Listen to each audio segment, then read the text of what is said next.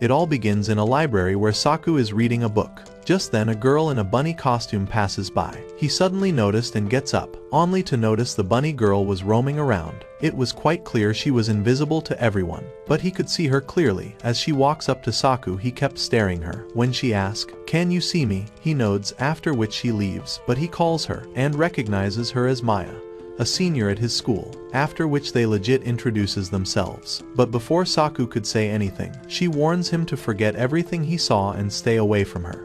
After giving a death stare, she leaves.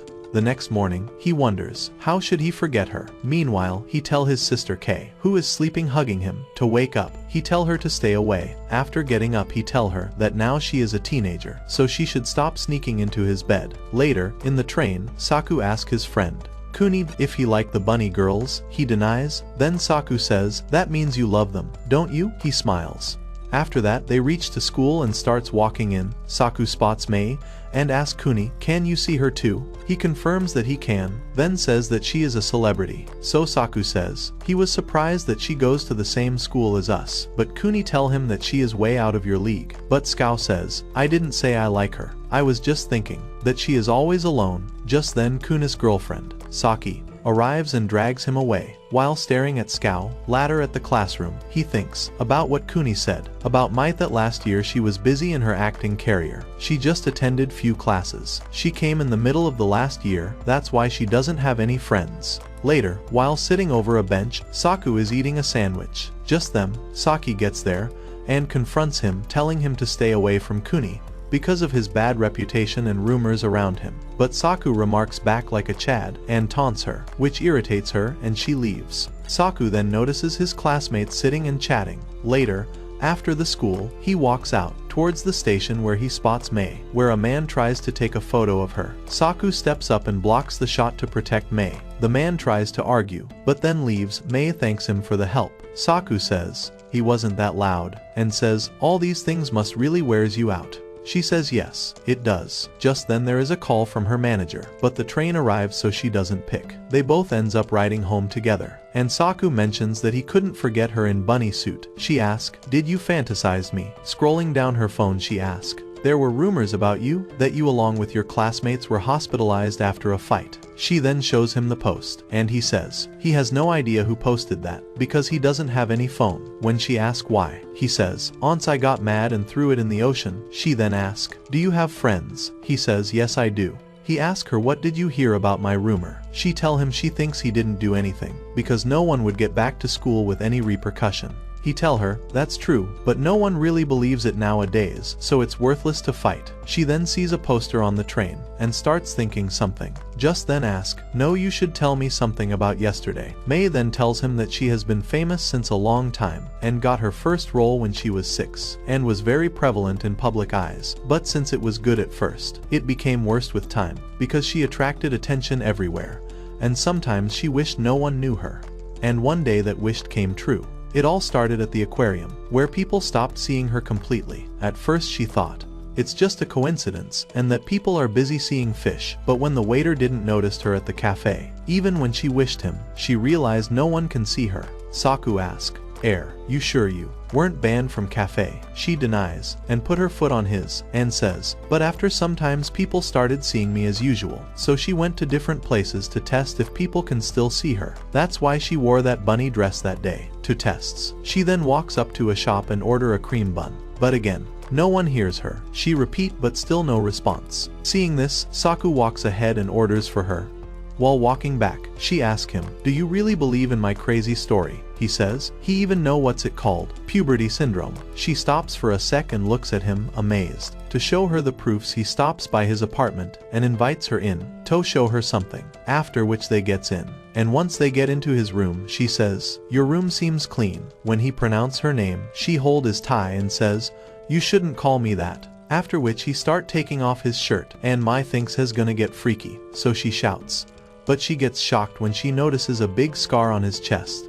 She walks towards him and touches his scar. He says it's really sensitive there, so she touch it harder, making him scream in pain. She then asks how he got these. He says he has no idea, and then takes a picture from drawer and shows it to her. His sister Kay, who got injured, he reveals that she has been bullied online in the past. One day she came back from school, and he saw mysterious wounds appeared all over her body. She asked, "Did you also got this wound like that?" He says, one day he woke up with bloody cuts on his chest and rushed to hospital, but people made rumors out of it. Suddenly, Kay enters the room, and mistakes Mai as a call girl, which makes her panic, but Saku calms her down, saying, "Mai is my senior in school." Kay speaks so slow that Saku has to repeat it for her. She says, "Nice to meet you," and leaves. Saku apologizes to Mai as his sister is a little strange around strangers. He then says my sister also has puberty syndrome, and it gets activated if she stays on internet. That's why he threw his phone away. He tell her if you don't want your situation to worsen you should return back to acting, believing that it will make her visible again.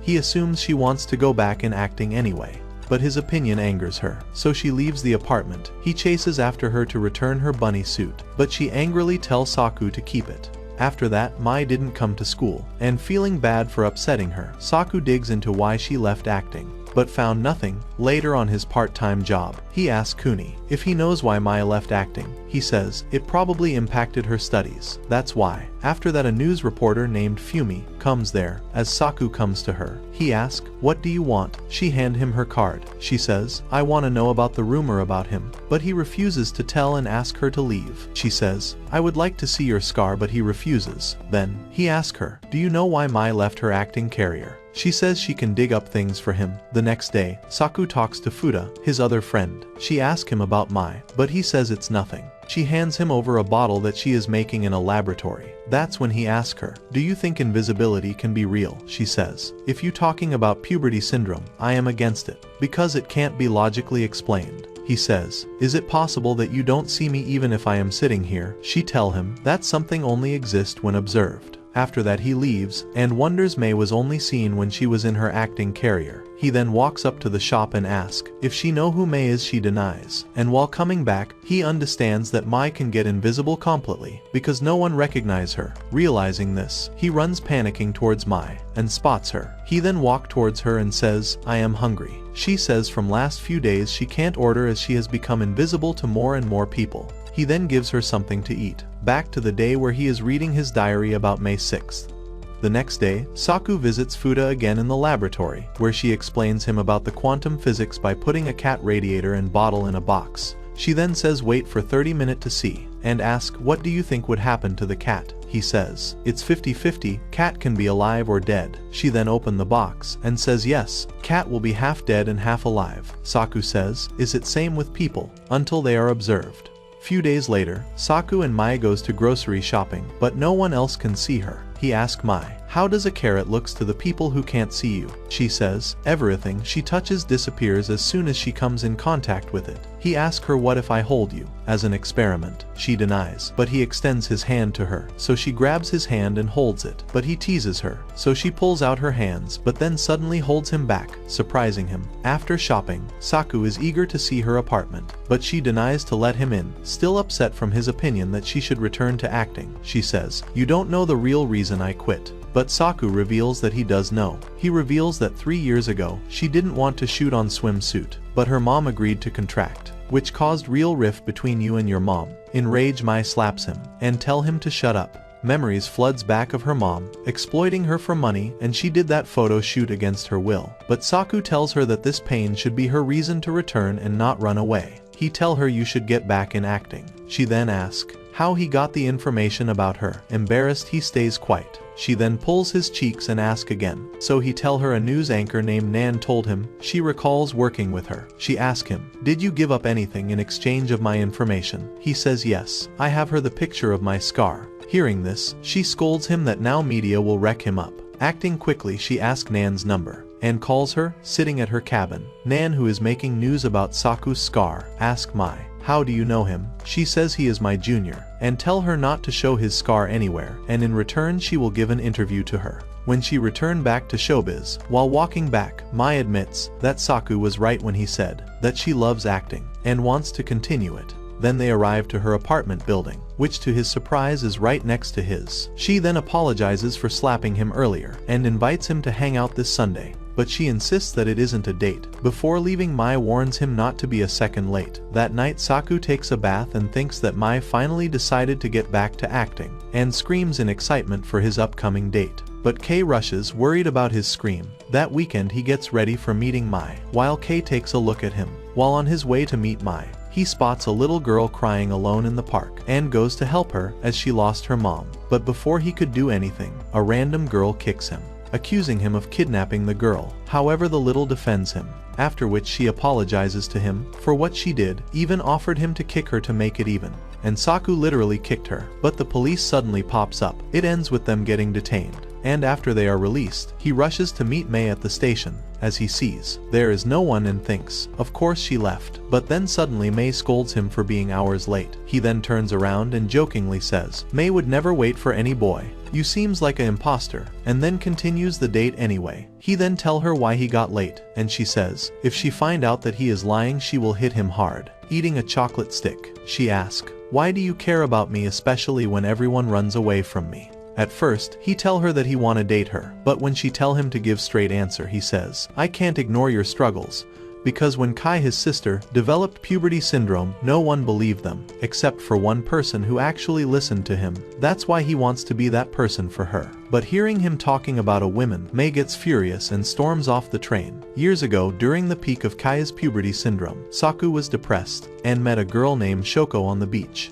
They then introduced themselves, and she was 2 years senior to him. He tell Mai that he purposefully took admission in the same school as Shoko so she could meet her, but he discovered that she never existed there. Saku admits that he really liked Shoko, and Mai gets jealous hearing it. Just then, Mai's mom comes there, who happens to be her manager. When she walks towards her, her mom walks and straight past Mai, which shocks both Mai and Saku. She straight away goes to Saku and speak with him. Because she can't see Mai, she asks him that why she was called. Saku tells her that he is junior to Mai at school, but she doesn't even remember her daughter. In frustration, he tries reminding her of Mai, and asks, who sent you the message to come here? She shows him the text where the sender's name is blanked out. This shocks Mai. Seeing this, Saku gets really angry on her, saying what kind of mother forget her own daughter. But Mai stops him, and her mother walks away, out of frustration. Saku goes around asking people if they remembers the beautiful celebrity Mai, but none of them remembers her, not even Nan. When he calls her, she tell her she won't show his photo to public, but she don't know who Mai is. Heartbroken, Mai leaves, but Saku goes after her and hold her hand, saying, we should keep searching away from town. He tell her that he is by her side, and doesn't want to give up. She turns around and says, fine, let's continue our date. He then calls Kei that he won't be home tonight. Together they ride the train to find someone who remembers her. Out of fear of being forgotten, she suddenly asks Saku if he can see her. He assures her that he can. She again asks, do you remember me? So he lovingly recalls every details about her, from her school to her acting debut. He then holds her hand, which makes her blush, and she finally accepts his hand. After getting off the train, he asks a man again about the actress Mai, but he doesn't remember her as well, after which they decide to rest in a hotel. Mai goes to take bath and tell him not to peek in, but he teases her that the sound of water is enough for him. But Mai gets flustered and tell him to leave and lock the door. He then calls Kuni to ask if he remembers Mai, fully expecting that he doesn't. But to his surprise, Kuni says that he remembers her. Saku then contacts Futa and asks the same question. He tell her that he need her to find out everything about puberty syndrome, so she tell him, fine, let's meet tomorrow at school. She also tell him that people at school might still remembers Mai. He then hangs up. Meanwhile, Mai comes out as well. Later they get to the store to buy her some cloths. While they are walking by, she says, it's weird to walk by with a younger boy, and Saku says he is really happy to be able to walk next to Mai, and that he will remember it for the rest of his life. That night neither of them can sleep, so she tell her to crack some jokes to ease up the situation, but he makes another creepy joke. She then tell him, let's kiss, but Saku, being him, makes one more shady comments, so she bid him good night. Before sleeping, she thanks Saku for never giving up on her, and that she wants to return back to acting and showbiz, and now that she has him with herself, she is looking forward to go to school. The next morning, Saku wakes up next to beautiful Mai, and kept looking at her till she wakes up, and blames her for keeping him up all night. As the day goes on, more people are unable to see her. At school, Mai checks if her classmates still remembers her, but when she notices they are ignoring her, Saku asks, isn't this like usual or something different? She tell him she will get in her class. just when Futa breaks the news to Saku that other than two of them, no one else remembers Mai, including Kuni, then the girl who kicked him the park. Koga passes by, and when Saku asks her about Mai, she and her friend says they don't know what he is saying, and leaves. Saku tell them angrily, how can they forget their own classmate? Using every ounce of her knowledge, Futa concludes that everyone at school has ignored Mai, even when she didn't have puberty syndrome. So now, in the school atmosphere, neither students nor the faculties knows about Mai's existence, and that's because sleep is the catalyst here. She concludes that people forget about Mai once they fall asleep. Surprised, Saku understands that if he would sleep, he will forget about Saku too. After school, Saku goes after Mai, but she tell him that she will find on her own, and leaves. And he get to his part-time job, but he is completely distracted, and constantly thinks about Mai, and her puberty syndrome. He remembers what Futa said, when he asked that if this all started in school, why does anyone outside school doesn't see her? Her answer was simple, that atmosphere spreads on its own. After he's done with his job, he gets out, and stops by a convenience stores, and buys several energy drinks, and forces himself to stay awake. When Kai asks what he is doing, he lies to her, that his exams are near, so he gotta study. He then sits down, and open his journal, take a deep breath and writes everything what happened, in case his memory fades. The next morning, Saku looks exhausted after getting up all night. Mai notices his appearance and corrects his tie. After that, they walk together to school and Mai is still hopeful that someone might notice her today. On the first day of exams, Saku struggles to stay awake. Later, he runs into Futa. After seeing her, he realized that she slept and no longer remembers Mai. So now, he is all alone to face this syndrome. That night, he again got the drinks, and fight off sleep, desperately. As the day passes, his condition worsened to the extent that now, he even pinches himself with pen to stay awake. Mai notices his desperate struggle to save her. Later, when Sokka tries to buy more energy drinks, Mai catches him,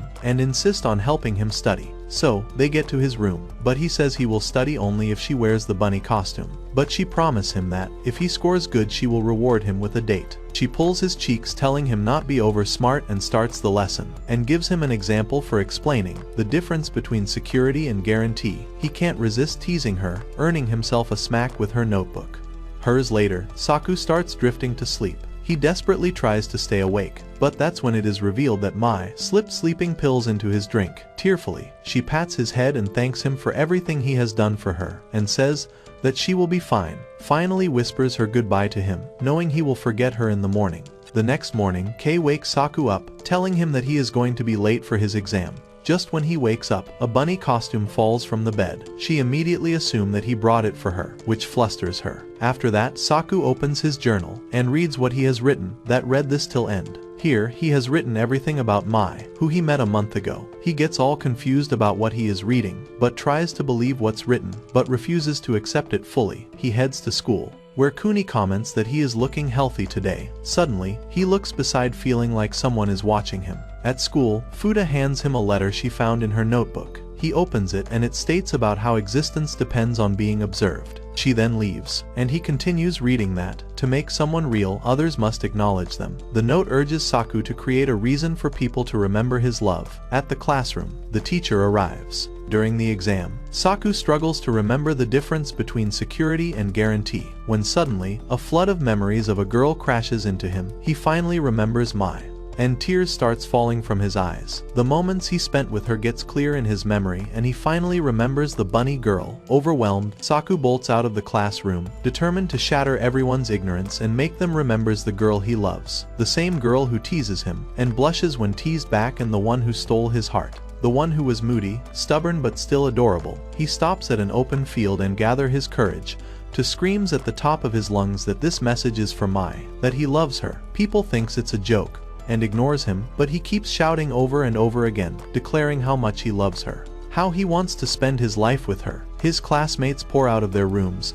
Just when he is shouting out his lungs, Mai appears right in front of him. She rushes towards him and slaps him for forgetting her. She says she will never forgive him. She steps on him. Saku feels the pain but still holds her, and says, "I am happy to see you again," angrily. She says, "Those aren't the words I am wishing to hear right now." So he says, "I love very much." That's when she steps her foot away, and tell him to say it again in a month, as she doesn't want to answer his answers while flustered. and Saku promises to repeat it every day with everyone's eyes on them. Mai shouts that the rumors about Saku being hospitalized is a lie. Saku worries about his teacher's reaction, but Mai tells him she will face it with him, just when their teachers calls them over. A week later, life returns to normal and Kuni calls Saku really brave for sharing his feelings. Although students gossips about how stupid he is, and Futa agrees that it's okay to face embarrassment for a beautiful girl you love. Later, he asks her, was your hypothesis right about the syndrome? She says, who knows, illusions are always the part of it, but a single confession of love can change everything.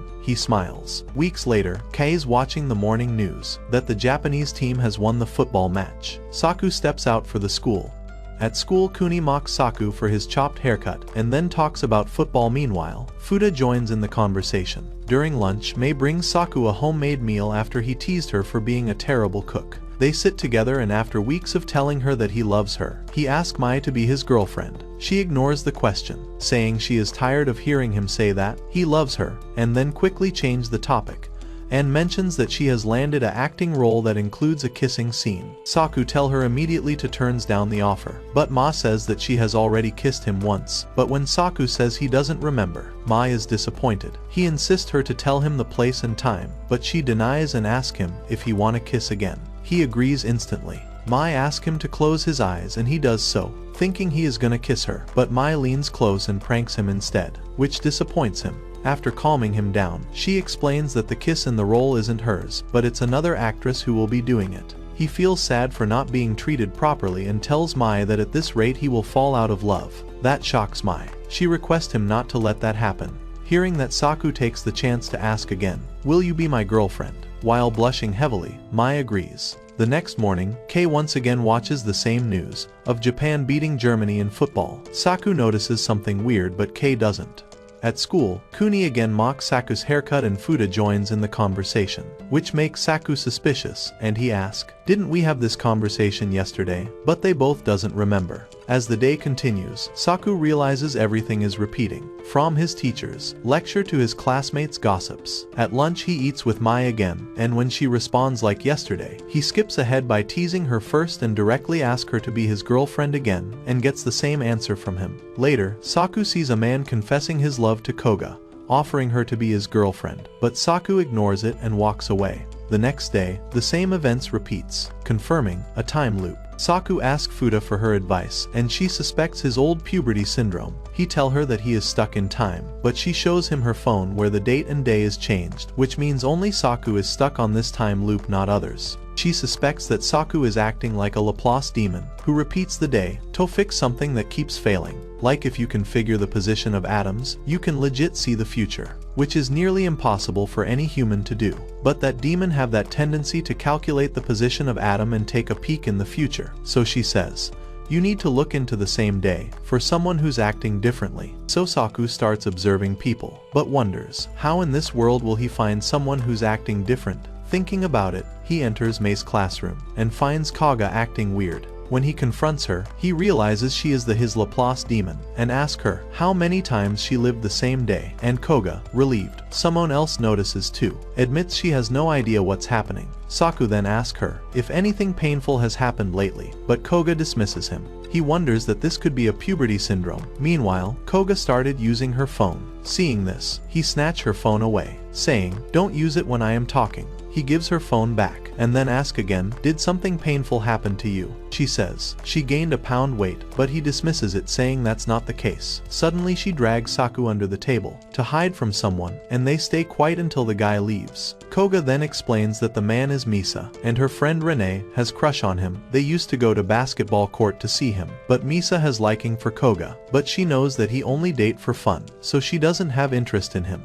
However, she loudly says that she knows if she rejects him, her friends might isolate her. As they talk, Misa returns and finds them in an uncomfortable position. Moments later, Mai gets in and sees them like that. Saku tries to explain, but she storms off. Saku isn't worried since he expects the day to reset again. But the next day, the time doesn't reset, and he asks his sister to pinch him to find out if he is dreaming. But then he realizes he isn't, and calls Futa to discuss the whole situation. He tells her that he has come out of the time loop, but isn't happy about it. So at school he directly gets into Mei's class to clarify things with her. But she isn't there. after which he discussed things with Futa and concludes that Koga was the Laplace demon. Meanwhile, Saku notices that Futa is in bad mood. She says that she feels miserable for liking Kuni, who already has a girlfriend. He suggests her that she should talk to Kuni about it, at least that will put an end to her overthinking. She warns him that if Mai can misunderstand with what happened with Koga, Misa can misunderstand that too, causing the loop to restart. She gets chills hearing that. There could be a possibility where Mai and him aren't dating anymore. Later, Koga joins Saku and Kuni at their part-time job as a newcomer, and surprised seeing Saku there. She then gets to them and introduces herself formally, but as usual Saku comments something, leaving her irritated. Later, Koga's friends question Saku about being her boyfriend, leading to awkward misunderstanding. Just then Koga's friend sees her, and waves. Later, Koga asks Saku to keep pretending to be her boyfriend, but he refuses and tell her to focus on the syndrome, but she ignore him and plead him to fake date her for few months. After that they keep moving together, and he says his reputation is really bad at school. Are you okay with it? She says that everyone thinks of him as a cool guy after his confession to Mai, so she begs him to consider, as she doesn't want to be avoided by her friends, and that she doesn't want to end up alone. When he tells her that being alone isn't that bad, she says, I don't want people to think that I am always alone, but rather, I want to be seen as a cool kid. Hearing this, he remembers his sister and agrees to help Koga. Koga wastes no time and immediately invites him on a date, to prove to her friends that she is dating. He tells her to simply lie to her friends, but she says, I need pictures too. While taking bath he thinks, how will he tell it to Mai? He smiles on how Mai would react to what just happened, and then Kai tell him watching TV that isn't that the girl you bought home?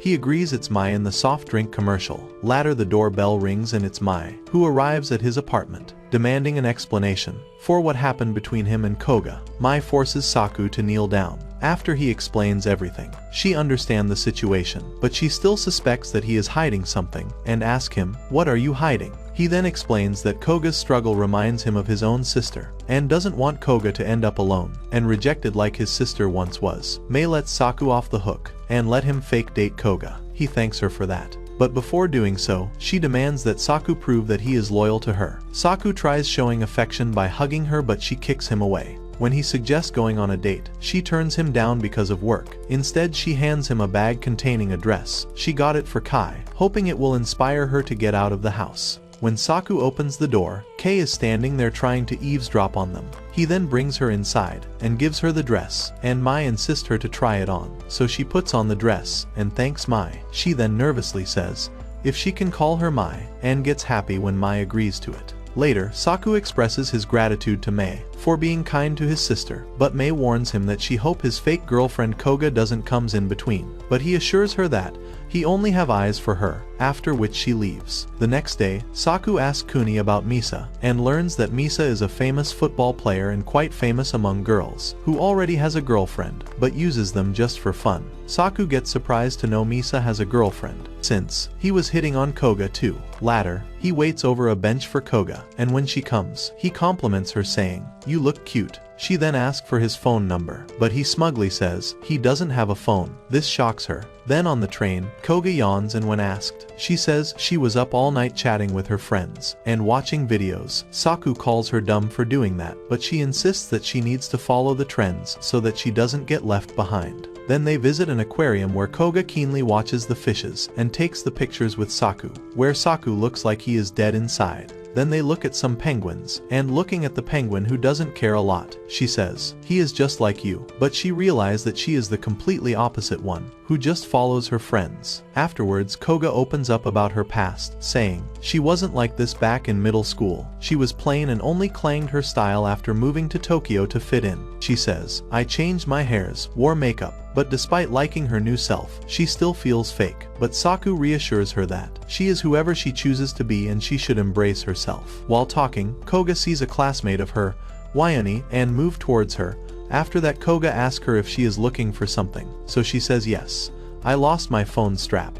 So Koga insists on helping her. At first she denies, but when Saku insists, she agrees. She then describes that her phone strap has jellyfish in it. Anyway, Koga quickly spots the strap and rushes to grab it, getting wet in the process. The next day, she catches a cold and Saku visits her in the infirmary with food, and teases her. While opening the cane when Koga asks why he agreed to help her, Saku says that she was desperate when she requested, so he didn't have a choice. He then tells her that she should have stayed home to rest, but she insists on going to school so that she doesn't get left behind on latest trends. Even for a day, Koga says that you are very weird for not caring about what people thinks. But he says, I don't live for other people. He says, one person is enough to love him for life to be okay, and that hits Koga deeply. A few days later, Koga gives Saku peaches to return the favor for the food he got her, and he jokes about her, which leaves her irritated. Later, at work, Koga asks Saku about Mai, and Saku says they would have already been together if the whole time loop situation didn't happen. She gets shocked, and tells him, you are lying, Mai is in showbiz, why would she even accept you?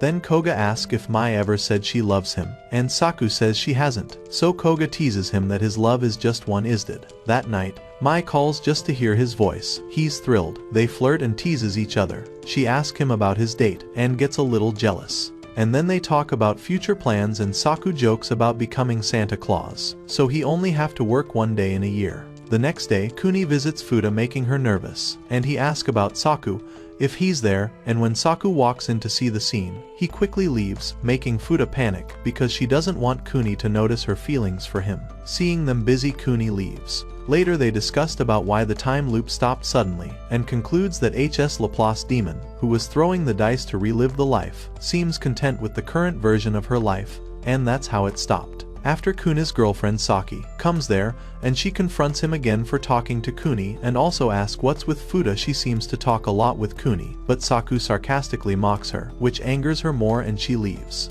Later at work, Saku tells Kuni about the confrontation, and Kuni promised to handle it. He then asks, are you really dating Koga? And Saku confirms it. Kuni then tell him that Misa is spreading rumors that Koga is a weird cheap girl, which of course angers Saku. After work he runs into Futa, and he asks her for her advice for going against an athlete like Misa, and she suggests you should use your head. Back home, Mei leaves him a message that she is done with her shoot, and Saku wants to call her back, but hesitates out of guilt. The next day, because of the disgusting rumor, Koga walks behind her friends and gets completely isolated. Later, Saku finds her sitting alone, clearly hurt. Just then Misa and his group pops up mocking her. Having enough, Saku confronts him, mocking his insecurity for being a bully. Suddenly Misa punches him, but Saku stands back up ready to fight. But just as Saku charges at him, he switches to a kick to Misa's shin and knocks him down, after which he kicks his face, telling him to wash it, as he stepped on poop yesterday. When Misa says, don't mess with me, Saku, tell him you are the one messing with others. Koga holds from behind, after which he takes Koba and runs from the scene, and they both laughs on the situation, and stops at place, and Koga blushes, saying she actually felt like she was his girlfriend, and she felt like she was being cherished by someone, but he reminds her that he is just keeping his promise. Koga then admits to him that she has never been in a relationship before. That makes Saku burst in laughter, saying he never believes the rumors. After walking for a while, she stops and asks how should she repay him, but he only asks her to stay friends when it's all over. Koga freezes, realizing she has fallen for him, and she says, we are gonna be best friends, silly. Later Koga is sitting and repeatedly plays Mei's commercial shoot. The next day, Saku spots Misa at the train station, but ignores him, completely boarding the train, while other students gossips about the fight a day before. At school, Koga and her friend sees Saku and giggles before walking off. At class, Saku realizes he is too deep into the act now, and if he suddenly breaks up with Koga, no one will believe it. The following day, Mei helps him study, but Saku has no motivation. She then asks him what's his plan further. He says, collage. When he asks her, she says she is planning to get in university, and tell him if he wanna go to same university like her, he needs to study. But he seems lost. Mei says, what if put on my bunny costume? He immediately gets high. She then puts on her bunny costume. When he asks why she's being so kind to him, Mei says sometimes it's good to give him some care, and says that she was impressed how he defended Koga, as she was among the crowd watching it. She tell him to humor her, so he says, Mai, I love you. She immediately pull his cheeks, saying, don't act smart with me. The next day, Koga waits for Saku, and they both go to shopping together to get some swim cloths for Koga. When she picks one for her, he teases her, saying, you don't have a proper figure for it. But Koga says, stop saying that, or else Mai would kill you. And then she asks about his relationship with Mai, and even supports them. But he reminds her that because of her, he lost his chance with Mai. Then, while sitting, they discuss how they are going to end their fake relationship. Later, Koga comes up with a plan that she will dump Saku, after finding out that he is still obsessed with Mai, and she insists that this has to be real and believable. Days pass, and Saku starts his morning with Kai waking him up. After that, they start with the breakfast. And Kai says summer break are about to start. When asked, she says she is excited about watermelons. Then, at the train, Kuni also asks him about his plans for vacation, but he just says work. Saku realizes that this is the last day of his fake relationship and is ready to end things with Koga. So finally Koga arrives at the station for their final beach date, and they both arrives at the beach. Koga then shows up wearing her beach outfit. She asks him for the feedback. He calls her cute, making her blush a little. After which they both move ahead and enjoys some grilled corn, splashes water on each other, shares uncontrolled laughter, and build sand castles. After building beautiful castles, they share shaved ice. Later, Koga thanks him sincerely and says goodbye by shaking hands, officially ending their fake relationship.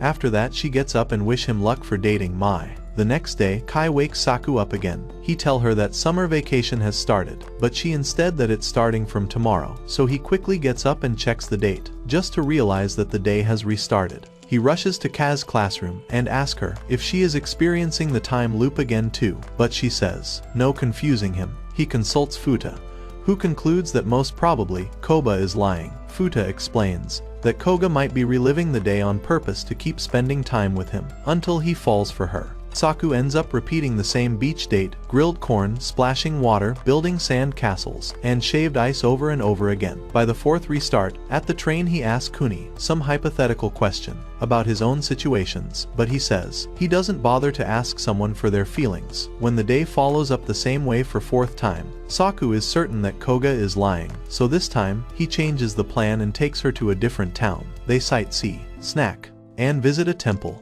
climb, being up the stairs. Saku then writes a fake love wish. When Koga tells him that it's a lie, he says, we should be prepared for going to hell since we have been lying to everyone. So, she panics, and writes her name too, and Saku hangs the wish for her. When Koga asks to return to the beach, Saku confronts her saying, "Eno of the lies.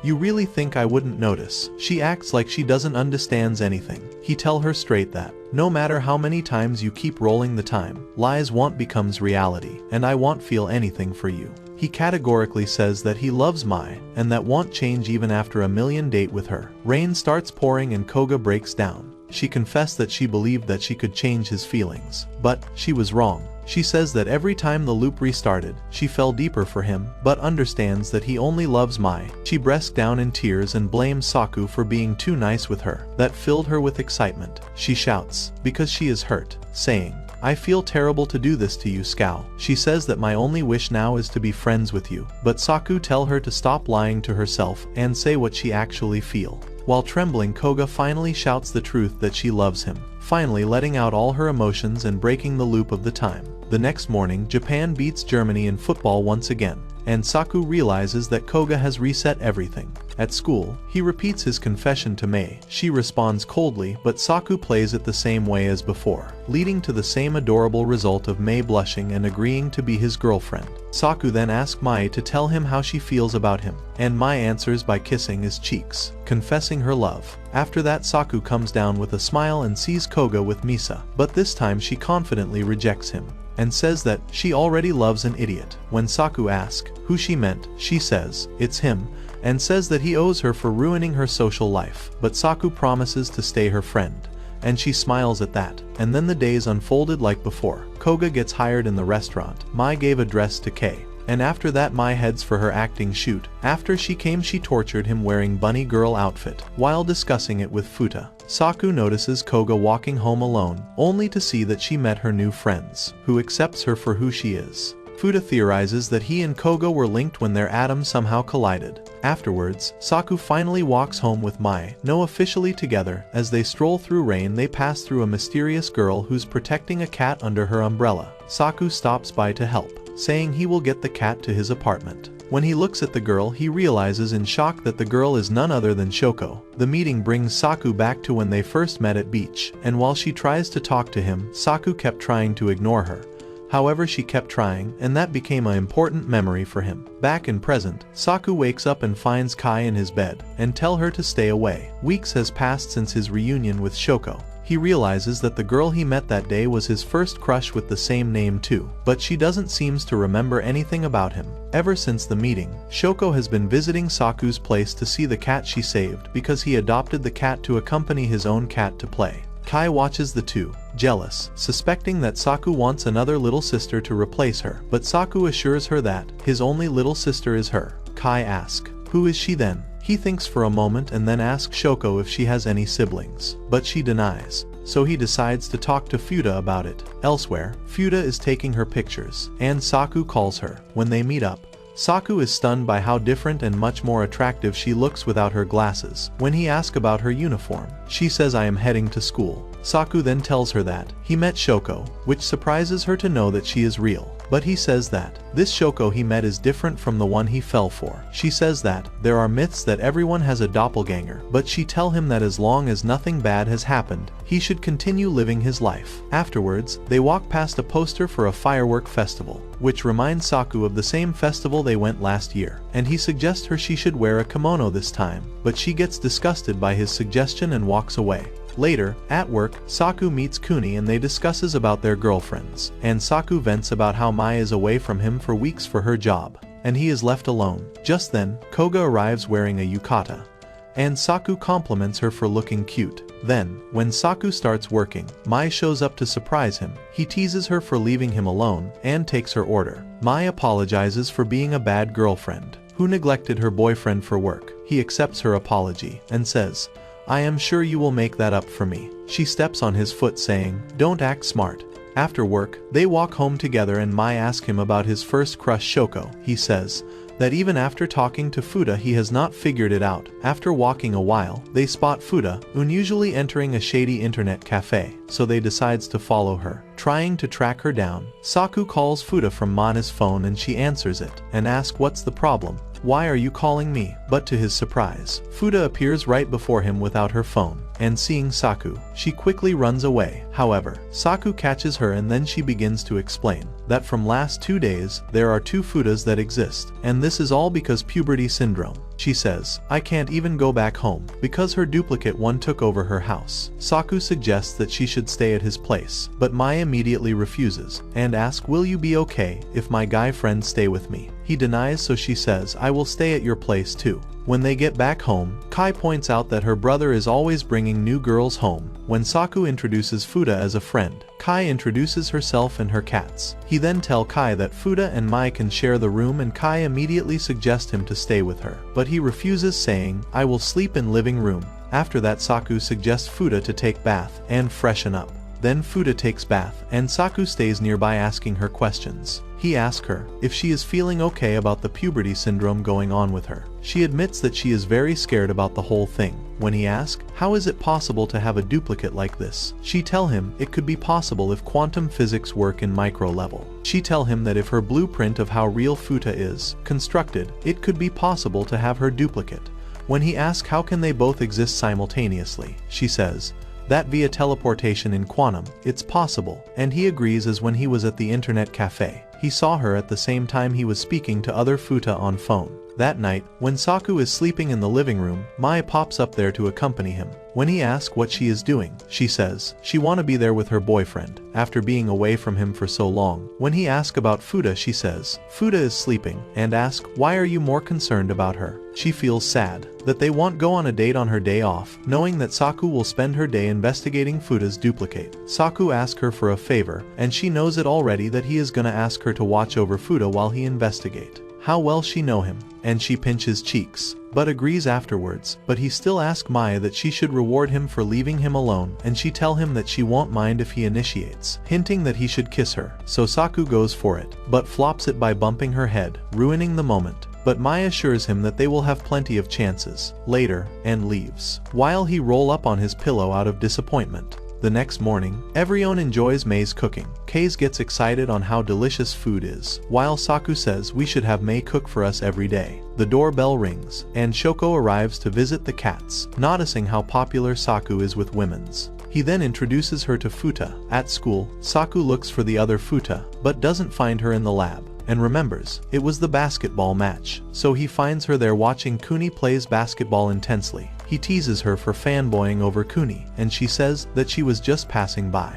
After that, he asks her, "What is about Kuni that made you fall for him?" At first she says, "What would you do knowing?" But then tell him it was chocolate bread. She remembers that during their first year term, she was overwhelmed to buy breads. That's when Kuni gave her chocolate bread while she was hungry, which deeply moved her, but she says that wasn't the bread that moved her, but his kindness. During her difficult time, she then asks, "What are you doing here?" He reveals to her that the other Futa is living at his house. She then asks him, "Do you think I am the fake one?" He says that while he suspected that one of them is fake, but after meeting both of them, he can't say it anymore. He adds, that Futa at home doesn't know why this is happening, but the Futa in front of him says that the one at home is lying, as both Futas know why this is happening, but she refuses to elaborate and leaves. Meanwhile, Futa at Saku's house tutors Kei and Shoko. Meanwhile, Mai receives a call from her agent, who asks her if she is out of her home, when she mentions she is at her boyfriend's house. The agent reacts in shock later. Saku talks to Kuni and asks him if Futa comes here often, but he says she comes here sometimes. Meanwhile, Kuni suspects that something is going on with Futa as she is here on her summer breaks as well. And before leaving, he asks Saku to reach out if there is anything with Futa. Then Saku calls at home and Mai answers, and she asks him to come home, as there is something important for them to talk. Just when Saki gets there, who asks Saku that you are friends with Futa, right? And she tell him that Futa is destroying herself and shows him Futa's private account who's filled with vulgar pictures. This shocks Saku completely. Later, Saku gets home, while Futa is preparing dinner, and they all loves the food. After that, when Futa is bathing, Saku goes there to talk to her, and he asks her about her secret account, which strikes the relation and she understands why there are two of them.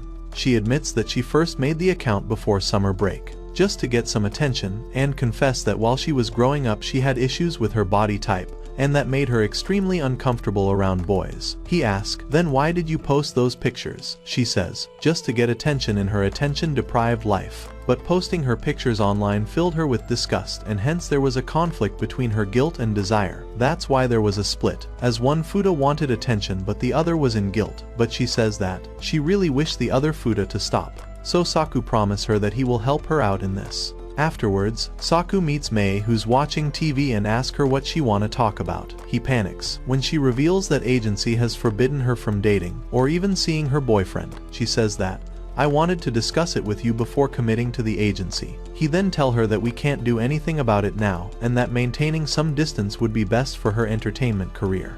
The next day, Saku meets Futa at the station. He tells her that he knows about her pictures online. She suspects he is here to lecture her. He then asks her show the other pictures she took, and she shows him. He asks, "Why did you take these pictures?" She says, "I needed to stop myself from hating my body. That's why." Futa then asks Saku to choose between her and the other version of herself and then leaves. After he come back home, he tells Futa about his meeting with other version of her. After some days, Futa again asks him about choosing one in between them. But after days of thinking, he still can't decide. Kuni suddenly appears there asking for some fan, and Saku encourages Futa to do it. A week passes and Saku keeps visiting the other Futa and says he will keep doing it until she stops posting online. Suddenly, Futa receives a threatening message from someone who recognizes her in the photos and wants to meet her, and threatens if she doesn't meet he will expose her. Saku takes her phone and calls the police, but she begs him to delete her account. Then Saku walks her home, and she apologizes for what happened, but he assures her that it's okay. She then insists him to stay over, in case her stalker appears. And Saku jokingly warns her that he is a guy, but Futa immediately threatens to report to Mai. That night, she is so anxious of her staler that she calls for Saku again and again while bathing. She reveals that how lonely her life has been with both her parents always working. But everything changed. When she met Saku and Kuni, she remembers seeing Skao for the first time, who came to school every day, despite everyone shunning him for his hospitalization incident. His no care in the world attitude intrigued her and they became friends soon after. And now, she fears losing both him and Kuni once they move on with their own relationships. But Saku assures her that she will always be his friend. He then quickly calls Kuni to prove how amazing friend he is, and calls him to the station saying Futa needs help urgently. Kuni quickly arrives worried that something happened to Futa. He asks her if she is fine, and seeing how much Kuni cares for her, Futa gets emotional and tears up, seeing she isn't alone, and she truly has friends who cares for her. After which, Kuni tells Saku to get them some juice to rehydrate both of them, so he does that. After things settle down, Saku takes them to the beach for some firework, wanting to share the moment of joy together. They then lights up the sparkles on the beach, laughing and enjoying the night, rediscovering the strength of their friendship. After that, Futa asked Kuni why he didn't question what was going on. He tell her that, when he saw her crying, it didn't matter what happened, he just wanted her happy. After his sparkles are over, he gets up and invites both of them to watch upcoming firework festival together, and they all agrees to the plan. After that, three of them watches the perfect view from there happily. The next morning, Kuni leaves and Futa tells Saku to take care of shy Futa because she is having a tough time in her life. When Saku gets home, he gives Futa her phone and tell her that the other Futa has deleted the account. She notices the wallpaper, which is a photo of him, Kuni, and other Futa, which surprises her. The next day, Saku wakes up with cat sprawled across his face, and Kai tell him that Futa has not come home since last night. He immediately calls on her mobile, but she has left her phone at home. Panicking, he searches for her in rain. At her home, the other Futa tells him that they still haven't merged and guesses where the other might be. Saku rushes towards school and finds her right there in the class. He walks to her and invites her for the firework festival with him and Kuni, but she declined, believing she will soon disappear and her other version will remain as the real Futa. She breaks down, convinced that her other self is the better friends with him and Kuni, but Saku calls her an idiot and tell her to meet him at the train station for firework festival. But as he is leaving, he collapses and wakes up in the hospital, with Mai at his side, who inform him that he got sick because of running around in rain. Mai tell him that Futa called her after he collapsed. He then get to Futa and confronts her that she has to stop believing that she doesn't matter to anyone and stop hating yourself. He tried to tell her that she has to come out of her tedious shell and that she is very precious for people around her. His words really calms her down, and she agrees to join him and Kuni for the festival, but he throws tantrums at her and tell her to say that aloud to her other self on phone. So she calls the other Futa telling her she wants to watch the firework together. In that moment, Futa pops out of existence, and when Saku answers the phone, he hears Futa's voice and realizes that they have merged into one. Later, the trio meets at the station. Later, three of them attends the firework festival. As the firework lights up the sky, Futa confesses her feelings to Kuni, but doesn't expect any answer. Knowing his heart belongs elsewhere, with tears in her eyes, she smiles softly. Week passes, and their second term starts as well. Saku feel down missing Mai, as she was completely busy the whole vacation, and they barely saw each other. But now the school has begun, Saku gets happy that finally he will be able to see Mai often. When Saku looks for her at school, she is nowhere to be seen. Eventually he finds her outside her apartment, but to his shock, Mai doesn't recognize him. He holds her hand telling her it's me, and she accuses him of being her sister's stalker. Suddenly a petite blonde appears, claiming to be real Mai, while the girl before him is her sister, Nido. Once she steps on him, he believes that's real Mai. She explains that when she woke up in the morning, she has already switched bodies with her sister, and this has happened because of puberty syndrome again inside Mai's apartment. Nido panics and insists it's a dream that they have switched bodies. Saku then remembers Nido is an idol too, so Mai tell him that she is my stepsister. She says that Nido came here last night and refused to leave, and then the next morning they woke with the bodies swapped. Nido completely panics, saying, "This is so bizarre." But Saku makes the comments that why did you swap body with my Mai, leading Mai to pull his cheeks again.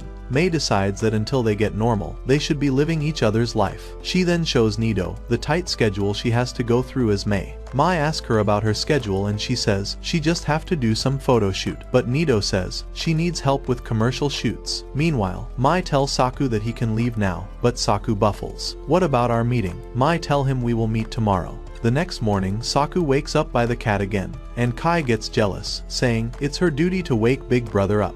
On their way to school, as Saku gets the duty to take Nido, but she worries that Mai's classmates will recognize her. But Saku assures her that her sister has no friends, and Mai tell her to just sit quietly at classes. Nido tell them Mai is not the only one without friends, making it easier to imitate her. Mai tells Saku that she might have caused this swipe, as it all started when her mother turned her into a celebrity out of spite towards her ex-husband and his new wife, Nido's mom, who then made Nido an idol to compete with her. Meanwhile, Saku worries if Mai would be able to handle everything at Nido's school, but she assures him that she isn't that famous, so nothing to worry. At school, Saku dictates Nido about Mai's classes, but she is already a pro at studying her behavior, since she has been copying her from childhood. Afterwards, Saku meets Futa, who tell him that in this case of puberty syndrome, all pieces are crystal clear. She says, all the cases of this syndrome comes from unstable emotions. And Saku agrees. In this case, Nido has high inferiority complex, but how to deal with it? Futa simply says, if she becomes a national sensation, the case will be solved. Later, Saku and Nido heads towards the beach. As she takes off her tights, he comments that it looks really attractive and she tell him to shut up and get into the beach as she enjoys herself. Saku stares at her and she looks around telling him to stop looking. He says, her legs are really attractive, making her irritated, and she wonders how her sister could ever fall for an idiot like him. Saku then asks her, do you not consider Mai as family? She says, Mai is senior to me in showbiz, nothing more than that. Then Saku asks, when you ran away from house, how come you went to Mai? He asks, do you hate Mai? She answers, no I don't. He tell him that. Why don't you tell what's the truth? And that Mai already know everything. Later that day, Nido asks Saku if she can stay at his place, but then Mai herself pops up and asks what's going on. Tired of hiding her feelings, Nido tell her that since childhood she has always been compared to her, and every time she falls short her mother mocked her. She confessed that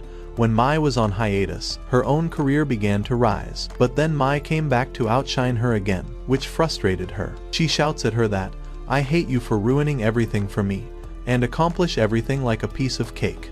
Mai tell Nido that she hated her too, but blames their turd father for pitting them against each other as rival daughters. Later, Mai gets into Saku's place, and Kai gets really suspicious of her big brother because he is bringing new girls home every day. Saku then takes a bath, thinking of the possibility of marrying Mai, and Nido being his sister-in-law. After he finishes his bath, Mai asks what took him so long, and he says, I was thinking about you. But Mai changes the topic to his scar, and how it hasn't faded at all. He asks her to touch it, but she refuses, afraid to taint her sister's body. Weeks go by, as both sisters live each other's lives working, practicing, dancing, doing interviews as if they have always done it. One day during Shoko's visit, Saku once again asks if she has a sister, but Shoko says she doesn't. Later at train, Nido clicks some pictures and asks Saku if that is the right way of smiling for her upcoming commercial. He says he doesn't know. Afterwards he reaches to his workplace and meets Koga, who's reading Mei's magazine. Later, Mai, still trapped in Nido's body, arrives. She constantly gets messages from Nido's mom and Mai complains on how controlling she is. Saku updates her on Nido's progress, but Mai brushes it off saying her sister can handle herself really well. Days later, Saku passes by a film set and spots Nido acting as Mai, but she struggles under pressure and suffers a panic attack. Saku witnesses everything. Her panic gets so severe that she collapses, and the crew members surrounds her. Later, Mai meets Saku during her morning run and asks him how did the shoot go. He tells her what happened, explaining that Nido couldn't handle the same level of stress that Mai endures. At school, Kuni notices Saku's grimy face, and Saku asks him how it feels to have an older sister who outshines you. Kuni doesn't know, so he calls his girlfriend Saki. When Saku asks her the same question, Saki says, having a bright older sister sucks, because she gets compared to her all the time. Later, Saku spots Mayan. She gives him a spare key to her apartment, saying that she wants him to talk some sense into Nido before he leaves. She warns him not to open the cabinet in the Japanese-style room. After that, he gets there.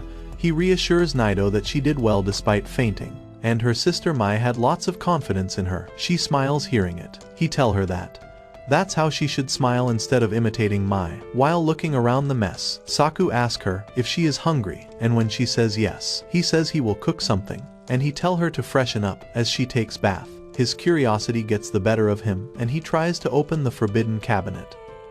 Inside the cabinet, Saku finds a yellow box, and when he looks in it, all he can think about is that these two sisters should patch up. Later, he returns home and tells Mai that he has done all the chores at her apartment for Nido, and adds that they both should make up with each other. Meanwhile, Mai just goes to her room without showing him any affection. Sometime later, Saku watches a horror movie with Nido, and she keeps screaming, and Saku advises her to study Mai's more light-hearted film if she really want to learn how to act like her. Nido gets frustrated as her shoot is tomorrow. When Saku tries to leave, Nido stops him and asks him to stay while she takes bath, saying that she feels a little scared every time she is in bath. However, Saku declines. When he gets home, Kai greets him from the floor. So Saku asks, what's happening? Are you playing some games? She tell him, no, I have my own reasons to do it, and tell him not to laugh. She then steps out wearing her school uniform, determined to return to school. Saku watches her, admiring her courage despite her trauma. She tells him that she is absolutely ready. Just then Mai gets home and sees Kai in her uniform and praises her for looking cute, and hands her some pudding she bought.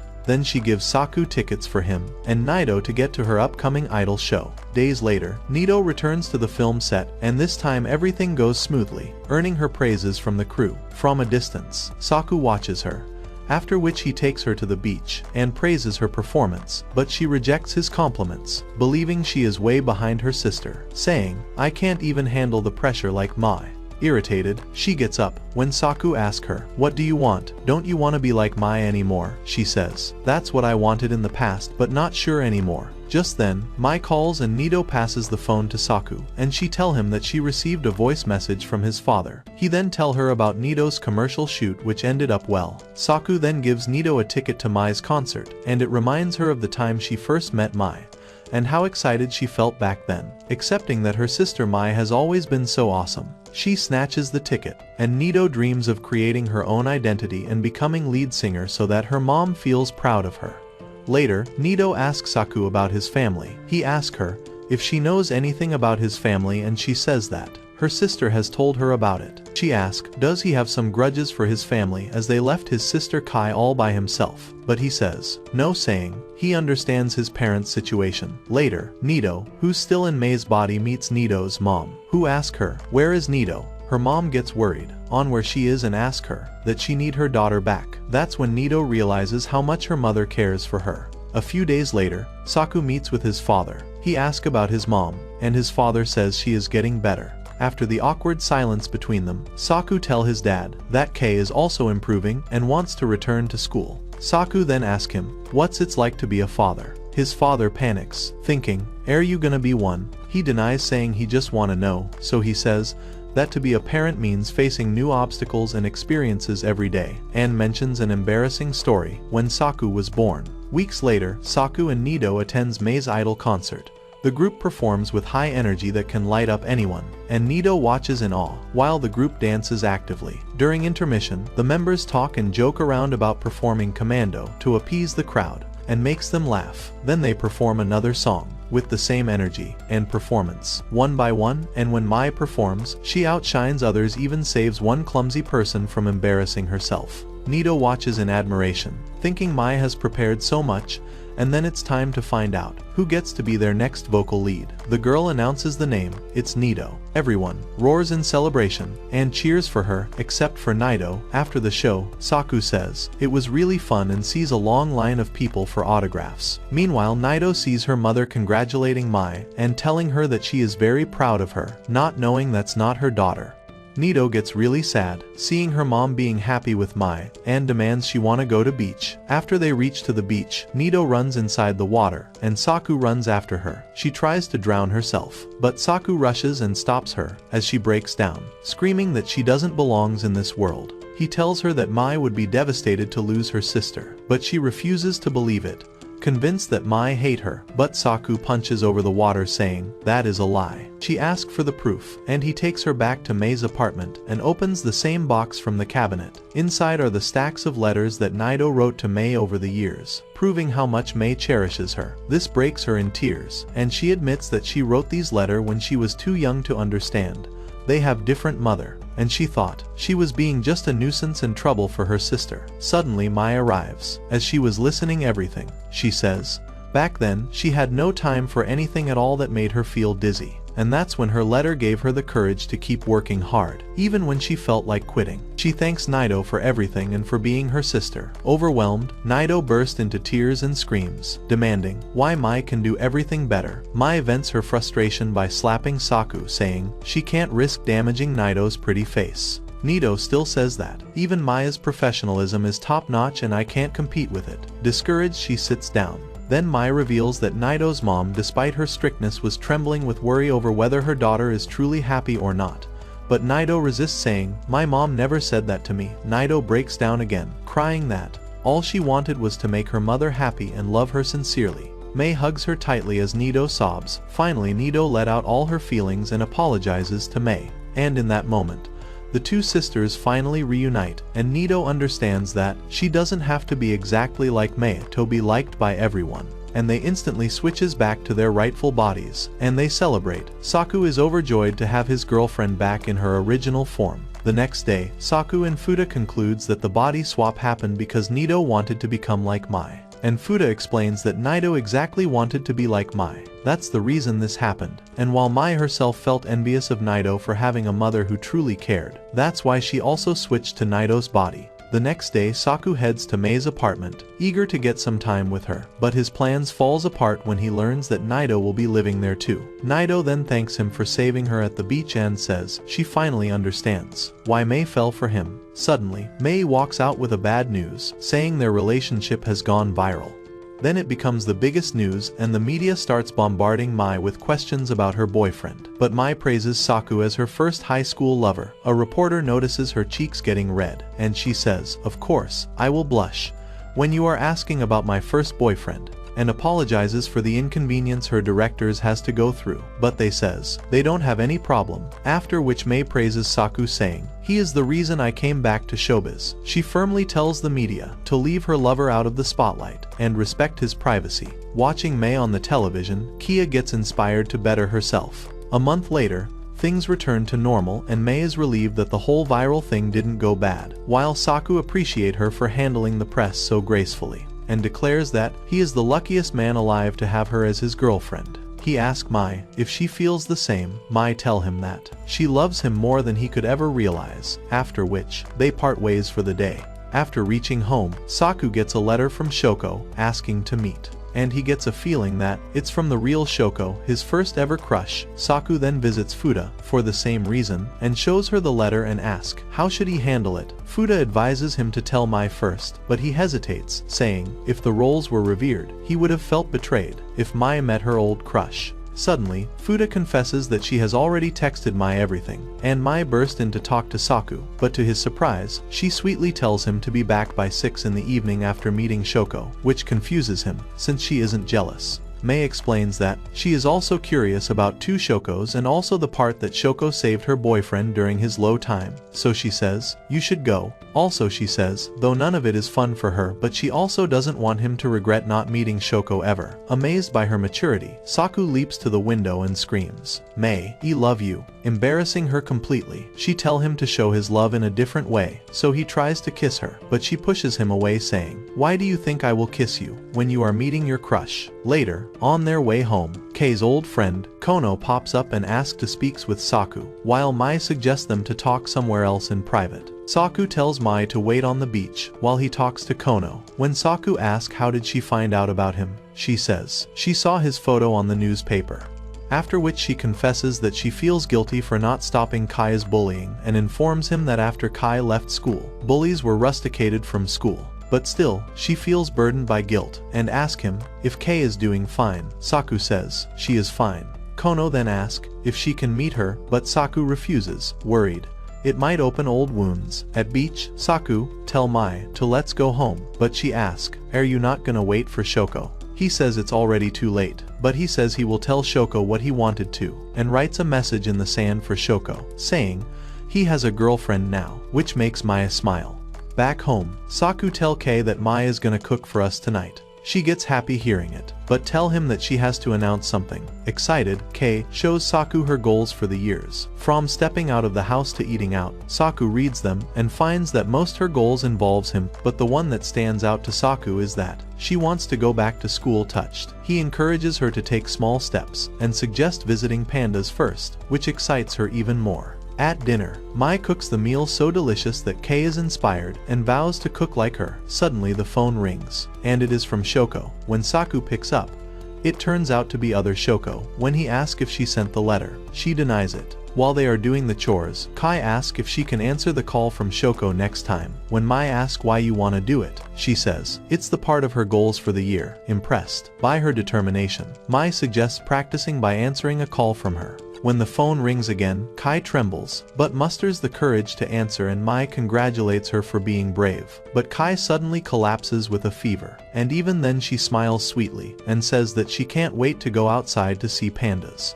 Later that night, Saku checks on the sleeping Kei and notices a strange bruise forming on her neck. In a dream, Shoko appears, encouraging him to be a kinder person.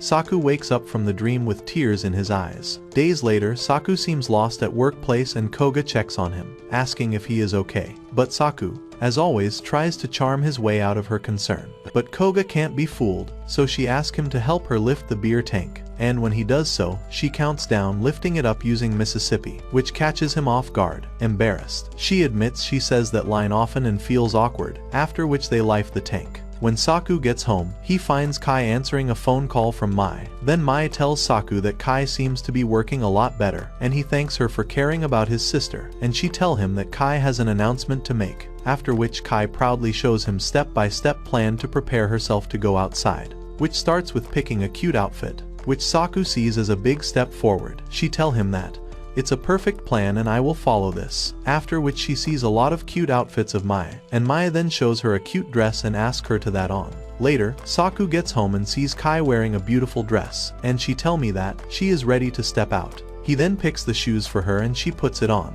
Saku then stands as her shield, encouraging her with his calm words as her brother. He tells her that if she is scared we can call it off for the day, because putting on shoes was a big step already. But she insists that she doesn't want to stop here. She trembles behind his back, saying it's scary to get stuck here for the rest of her life. Saku then gets straight up and opens the door, though she keeps her eyes shut, and he takes one step at a time, while Kai is clinging to his back. She then tells him to stop, as that's enough for today, but he finally let go of her, and when she opens her eyes, she realizes she is outdoors, and burst into tears. Not out of fear, but out of pure joy, Saku hugs her as she cries, deeply moved by her courage. From that day, Kai continued to improve. She went out further, and even ate at Maya's place, and played at the park. A month later, Futa teases Saku for being a sister lover, but praises him for being a wonderful brother. She then asks him, did you speak to Maya about what's going on with Kai?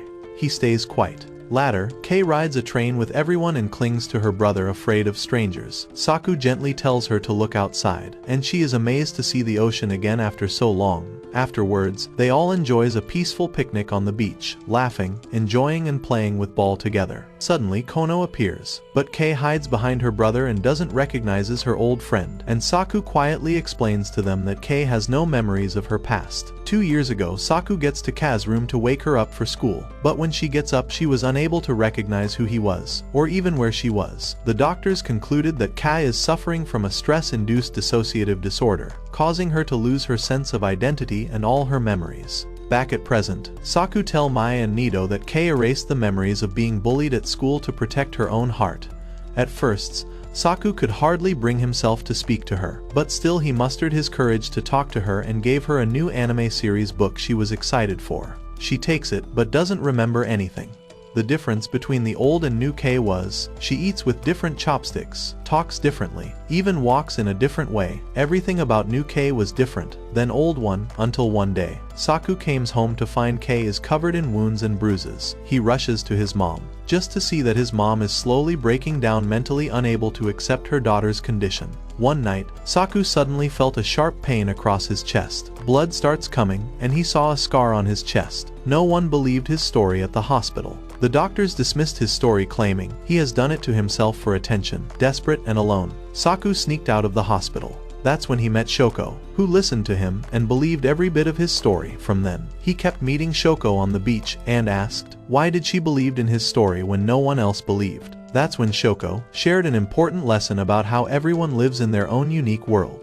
And then she advises him that the best thing one can do was to live kindly alongside others. And that's what she also wants in her life, to be more kinder each day. And it makes Saku feel so good that he starts crying and told her that he want to become a gentle person like her. From that day, Saku gave Kai her notebook, where she can write her thoughts and feelings. So, he tell her to start with writing her name, which she remembers, that her name is Kai. He finally accepts Kai completely, and she burst into tears, and says, "You are the only one who understands me, big brother." Soon after, they are separated from their parents, and Saku stays with Kei, and his father stays with his mom. His father tell him to take care of Kei, and promise to Kai that they will be waiting for her. For a long time Saku hoped for old Kai to return, but over time he started fearing what would happen to Kai. He knew if that day ever came. Saku later apologizes to Mai for keeping all of this from her, though she forgives him but admits that she wished he had told her sooner. The next morning, Kai complains about her body aching and Saku notices new bruises forming on Kai's skin.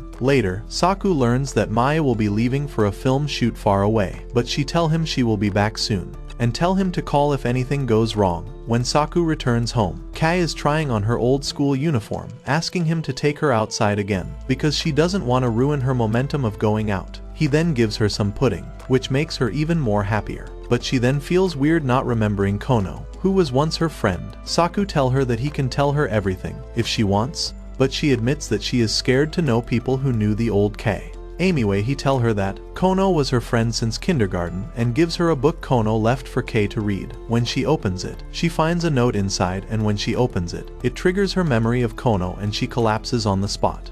At the hospital, the doctors tell Saku and his father that there is a chance her old memory might come back. Later, Saku sits next to Kai and reads the book. Finally, when she wakes up, Saku feels relief to see her fine. She then cautiously asks, "Brother, did you put these cloths on me?" But he tells her that nurse did it. He calls Mai to explain what's happening. He tells Mai that Kei's old memory might come back and there is a chance she would forget her new memories. Meanwhile, Kei is listening to him the whole time. Later, Saku tells her that she can ask for anything to celebrate her release from the hospital. So Kei happily says, "I want puddings." But he says, "Why don't we go see pandas?" But Kei says that she wants to go to school instead. Saku agrees and asks his father for help for making her wish come true.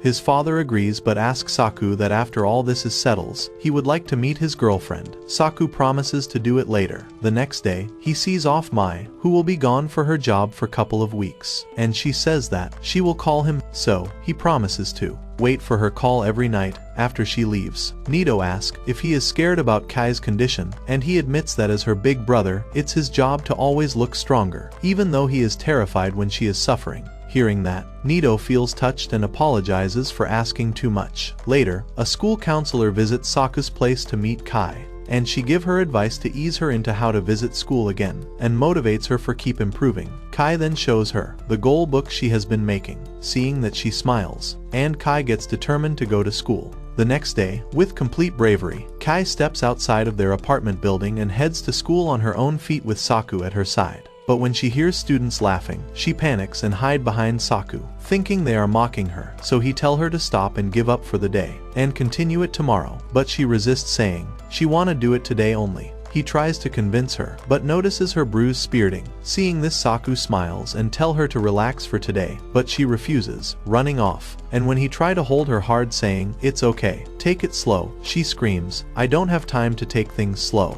It's then that Saku realizes that she knows the old Kei is returning. They then get back towards school again, but fear grips her when she sees a group of girls and the bruises spreads even faster. She breaks down crying, asking why she can't move forward. She screams that she doesn't want to go home. Then Saku tells her that he will make sure she go to school, but before that we need to take a break. He then takes her on a trip to the train station, and she holds him tight. Scared of people around, they get off from the train while Kai holding to Saku, and reaches to a zoo, surprising her completely. Kei lights up seeing the place. She gets super happy seeing the pandas, her eyes sparkling with joy. Seeing how pandas are walking around, they sees how animals are eating, and then watches elephants, tiger, giraffe, and all the other animals inside the zoo. While going back, she gets sad that the trip ended already, but then Saku tells her that she can visit anytime she wants and gives her the annual pass of the zoo, making her light up with excitement at a thought of coming back. While returning, they stop for pudding and she takes the packing home. Saku then shows her a new route and they go by a shortcut that leads them towards the middle school. Saku climbs the gate and invites Kai to peek inside. They quietly explores the empty halls, and she takes a peek to her classroom from the window and tells Saku that next time she would be coming at the daylight. They plan to celebrate her completing her goals the next day, and she is confident that she would be able to make it to school tomorrow, and gets really excited for tomorrow. But when the morning comes, Kei wakes up speaking in a different tone, and in a different presence, like she is a completely different person. Saku's heart sinks, as he realizes that his old sister has returned. Meanwhile, Mai keeps trying to reach Saku after hearing that Kei went to school the other night, but he never picks up. Saku instead calls his father, explaining that Kei has regained her old memories and asks him to come to the hospital to see her. When they arrives, the doctor informs them that Kei doesn't even remember having amnesia. and she should stay under observation for a while. Kai begins speaking exactly how she used to, and her father breaks down in tears of happiness. Meanwhile, unable to contain his emotions, Saku walks out of room and breaks into a desperate run down the hall crying uncontrollably. He screams, begging and pleading to whoever listening to return the other K, the one he made new memories with. Suddenly, blood starts seeping through his chest, and he starts scorching his wounds, cries and says, "Just go away." Suddenly, Shoko appears out of nowhere. Seeing her, he gets shocked, and she gently says, "Everything is gonna be okay." She helps him get home, dry up his hairs, tending to his wounds and changes his cloths while calming him down. While bathing, he calls Shoko and says what to do. She gently tells him that he did everything he could for Kei, and that Kei loved him deeply and cherished every moment they shared before she disappeared.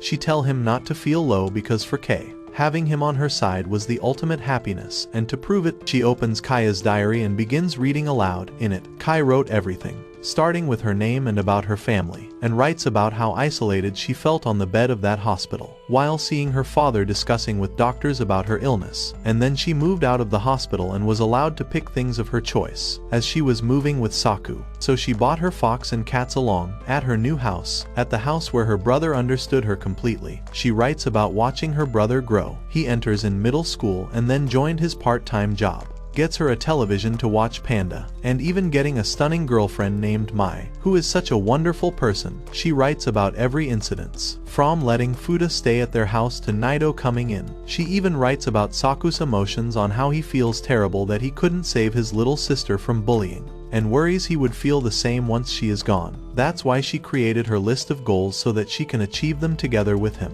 so he wouldn't be left with regret. She wanted him to smile whenever he thought of her, not cry. Kai ends her diary pleading him for just a little more time to fulfill her dreams and thanks Saku for giving her so many wonderful memories, including stepping out of house, going to Mei's place, riding train, sneaking in the school. This was all because of Big Brother, and that tomorrow she will be going to school. Hearing this, Saku burst in tears, but he forces himself to smile through the tears, refusing to betray Kai's wish to see him happy. But then he let out his feelings and screamed loudly, crying his heart out. The next morning he wakes up to find a note from Shoko that she is gone home. He then gets before the mirror, but his stomach growls and he starts eating everything in sight, and starts laughing like a lunatic between the bites. He notices a message from Mei asking whether Kai manages to go to school or not. Saku then calls her, and he explains her everything, as how Kai has lost all the memories of the past 2 years she spent with him. When she asks, "Are you okay?" he fakes smile and says, he is fine, after which they hang up. Later, Saku visits Kai and starts joking with her. He then asks, "Do you like pandas?" She says, yes, so he invites her to see them together. She asks him, "Why would you want to go with your sister?" and jokes that, "Why don't you find a girlfriend?" He tells her he has one, which leaves her stunned, and he says he will introduce her soon. Days pass and the older Shoko never appears again. Saku begins to question if she ever existed at all, and he discusses it with Futa, who says that she might have only been his illusion because only he could observe her. Some days later, Mai visits Saku's apartment after weeks of work, so he lets her in, asking, "Did you finish the movie already?" She tells him no, today is the off day, and asks him to put some cloths on while she makes them tea. But then Mai finds Shoko's message and demands an explanation. He tries to clarify that nothing happened between them, but Mai, feeling extremely hurt and angry, walks out of there. Saku runs after her, finding her in tears.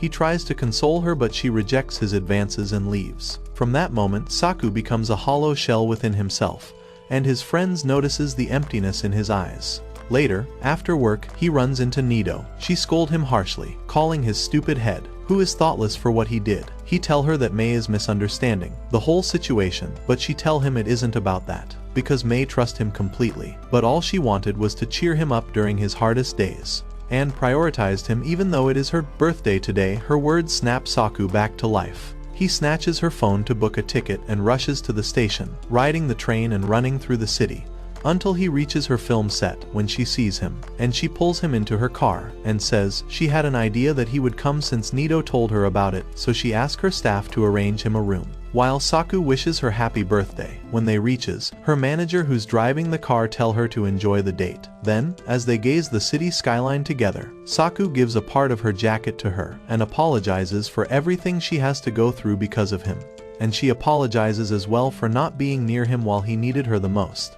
She again tell him that she feels sorry that he was devastated but she couldn't be there. He looks at her and says, "Your presence is enough to light up my mood." Mei's eyes filled with love. She asks him to close his eyes while he is expecting a kiss. She pulls his cheeks and smiles, saying, "That's the best reward for you." Afterwards at the hospital, Kei and Saku prepares to leave and Kei thanks Saku for everything he did, saying, she is now ready to go to school again. He asks if she is sure. She says she will be okay, knowing her brother is always with her. That's all for today. If you want the next part, comment, next part. We'll make it once this video hits 10,000 likes. Also, tell us which character you like the most in the comments, and thanks for watching, you guys are the best.